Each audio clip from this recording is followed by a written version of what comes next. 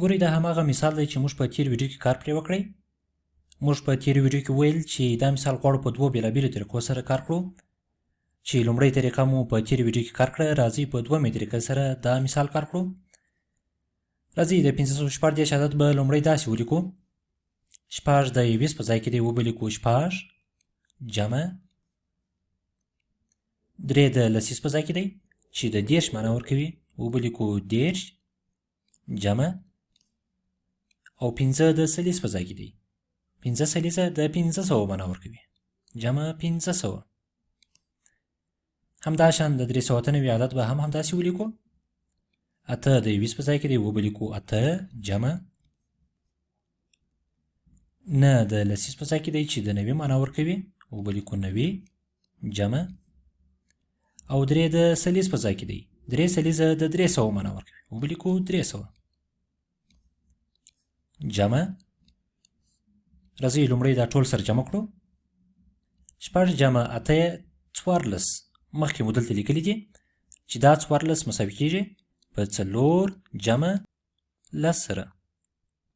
10 جمع 4 بیا هم 14 کېږي. دلته هم 6 جمع 8 14 4 به ولیکو او 10 به دلته د لسیز په ځای کې د حاصل په بڼه ولیکو. دلته مو یو د حاصل په بڼه لیکلی یو لسیز چې خپله د 10 معنا ورکوي. راځئ لسیز به د لسیز سره جمع کړو. 10 جمع 10 40 40 جمع 90 110. ګورئ دلته مو مخکې جمع کړی دی نو 110 داسې لیکلی شو چې مساوي کېږي 10 جمع 100.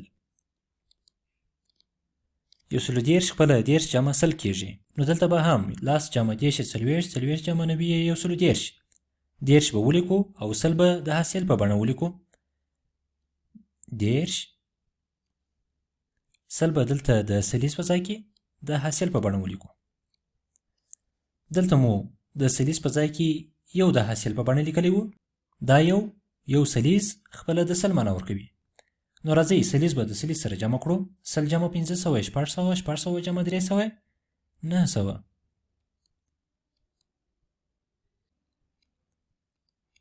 نو 6 جمع 10 جمع 1500 جمع 8 جمع 90 جمع 300 4 جمع 10 جمع 900 کېږي چې دا او دا ټول سره یو شان دي.